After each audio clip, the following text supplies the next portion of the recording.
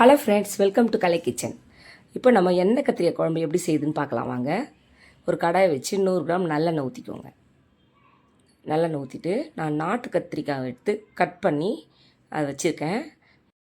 அதை வாஷ் பண்ணி எடுத்துக்கோங்க. காம்பை கட் பண்ணிவிட்டு இது மாதிரி நாளாக கட் பண்ணி எடுத்துக்கோங்க. ஏன்னா பூச்சி இல்லாமல் பார்த்து இது மாதிரி வதக்கி எடுத்துக்கோங்க. மூடி போட்டு வதக்கி எடுக்கோங்க. அப்போ தான் நல்லா வெந்துடும். வெந்து ஒரு பாதி பதத்துக்கு வெந்த பிறகு அதை எடுத்து வச்சுருங்க.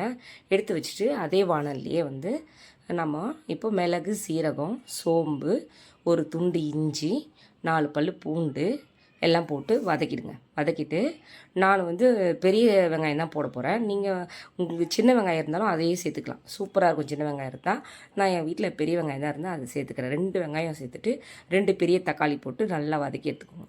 ஒரு 3 பத்தை தேங்காய் எடுத்து அதையும் சேர்த்து கட் பண்ணி போட்டு வதக்கிக்கோங்க. ஒரு 1/2 ஸ்பூன் மஞ்சத்தூள், 1/2 ஸ்பூன் மிளகாய் தூள் போட்டு நல்லா அதை ஆற வச்சு மிக்ஸி ஜாரில் அரைச்சி எடுத்துக்கோங்க. திரும்பவும் ஒரு 100 கிராம் நல்லெண்ணெய் ஊற்றி கடுகு, வெந்தயம் போட்டு தாளிச்சிக்கோங்க. ஒரு 10 பல் பூண்டு போட்டுக்கோங்க.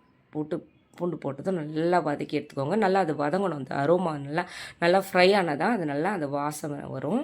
பூண்டோட வாசனை. கருவேப்பிலை போட்டு அதுக்கப்புறமா நான் அரைச்சி வச்சுக்கொள்ளிய நம்ம மிக்ஸி ஜாரில் அரைச்சிருக்கோம் அந்த பேஸ்ட்டு அதையும் ஊற்றி நல்லா கலந்துக்கோங்க. கலந்துட்டு இங்கே பாருங்கள், நம்ம எண்ணெய் பிரிஞ்சு வர அளவுக்கு கொஞ்சம் நல்லா அதை சிம்மில் வச்சு இது பண்ணுங்கள். ஒரு நெல்லிக்காய் அளவு சைஸ் புளி வச்சுருக்கேன். அதை கரைச்சி ஊற்றிக்கோங்க.